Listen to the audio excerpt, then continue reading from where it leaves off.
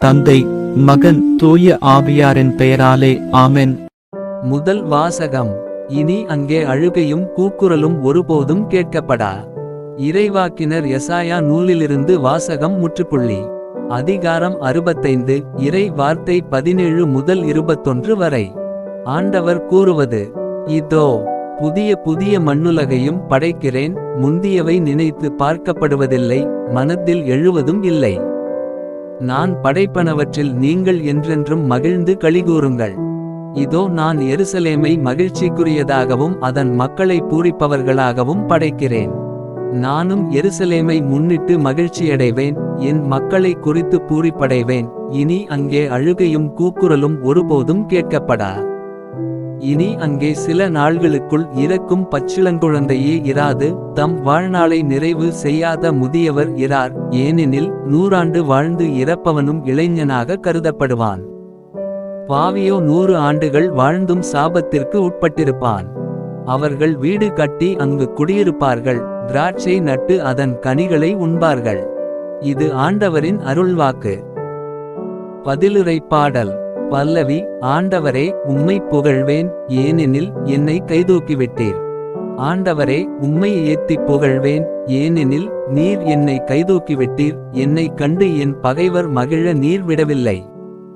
ஆண்டவரே, நீர் என்னை பாதாளத்திலிருந்து ஏறிவரச் செய்தீர். சாவுக்குழியில் இறங்கிய எனது உயிரை காத்தீர். பல்லவி. ஆண்டவரே, உம்மை புகழ்வேன், ஏனெனில் என்னை கைதூக்கிவிட்டீர். இறை என்பரே, ஆண்டவரை புகழ்ந்து பாடுங்கள். தூயவராம் அவரை நினைந்து நன்றி கூறுங்கள். அவரது சினம் ஒரு நொடி பொழுதுதான் இருக்கும், அவரது கருணையோ வாழ்நாள் முழுதும் நீடிக்கும். மாலையில் அழுகை, காலையிலோ ஆர்ப்பரிப்பு. பல்லவி. ஆண்டவரே, உம்மை புகழ்வேன், ஏனெனில் என்னை கைதூக்கிவிட்டீர். ஆண்டவரே, எனக்கு செவிசாயும், என்மீது இரங்கும். ஆண்டவரே, எனக்கு துணையாயிரும். நீர் என் புலம்பலை களிநடனமாக மாற்றிவிட்டீர். என் கடவுளாகிய ஆண்டவரே, உமக்கு என்றென்றும் நன்றி செலுத்துவேன். பல்லவி. ஆண்டவரே, உம்மை புகழ்வேன், ஏனெனில் என்னை கைதூக்கிவிட்டீர். நற்செய்திக்கு முன் வசனம். நன்மையை நாடுங்கள், தீமையை தேடாதீர்கள், அப்பொழுது படைகளின் கடவுளாகிய ஆண்டவர் உங்களோடு இருப்பார். நற்செய்தி வாசகம். நீர் புறப்பட்டுப் போம், உம் மகன் பிழைத்துக் கொள்வான். யோவான் எழுதிய தூய நற்செய்தியிலிருந்து வாசகம். அதிகாரம் 4. இறை வார்த்தை 43 முதல் 54 வரை. அக்காலத்தில் இயேசு சமாரியாவிலிருந்து கலிலேயாவுக்குச் சென்றார். தம் சொந்த ஊரில் இறைவாக்கினருக்கு மதிப்பு இராது என்று அவரே கூறியிருந்தார். அவர் கலிலேயா வந்தபோது கலிலேயர் அவரை வரவேற்றனர். ஏனெனில் அவர்கள் திருவிழாவுக்குச் சென்றிருந்தபோது எருசலேமில் அவர் செய்தவை அனைத்தையும் கண்டிருந்தனர். கலிலேயாவில் உள்ள கானாவுக்கு இயேசு மீண்டும் சென்றார். அங்கேதான் அவர் தண்ணீரை திராட்சை இரசம் ஆக்கியிருந்தார். கப்பர்நாகுமில் அரச அலுவலரின் மகன் ஒருவன் நோயுற்றிருந்தான். இயேசு யூதேயாவிலிருந்து கலிலேயாவுக்கு வந்திருப்பதாக கேள்விப்பட்ட அரச அலுவலர் அவரிடம் சென்று, சாகும் தருவாயிலிருந்த தம் மகனை நலமாக்க வருமாறு வேண்டினார். இயேசு அவரை நோக்கி, அடையாளங்களையும் அருஞ்செயல்களையும் கண்டாலன்றி நீங்கள் நம்பவே மாட்டீர்கள் என்றார்.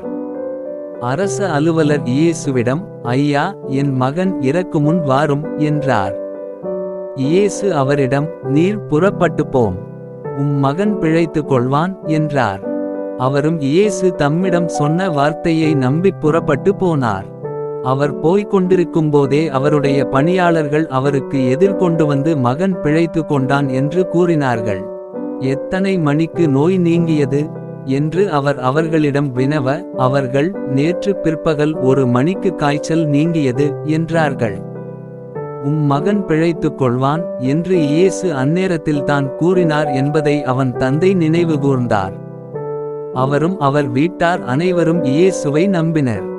இயேசு யூதேயாவிலிருந்து கலிலேயாவுக்கு வந்த பிறகு செய்த 2வது அரும் அடையாளம் இதுவே. இது ஆண்டவரின் அருள்வாக்கு.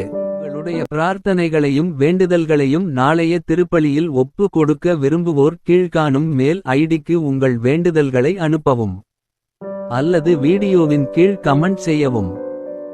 பிதா சுதன் பரிசுத்த ஆவியின் பெயராலே ஆமென். தின பிரார்த்தனைகளுக்காக லைக், சப்ஸ்கிரைப் மற்றும் பெல் ஐகானை கிளிக் செய்யவும்.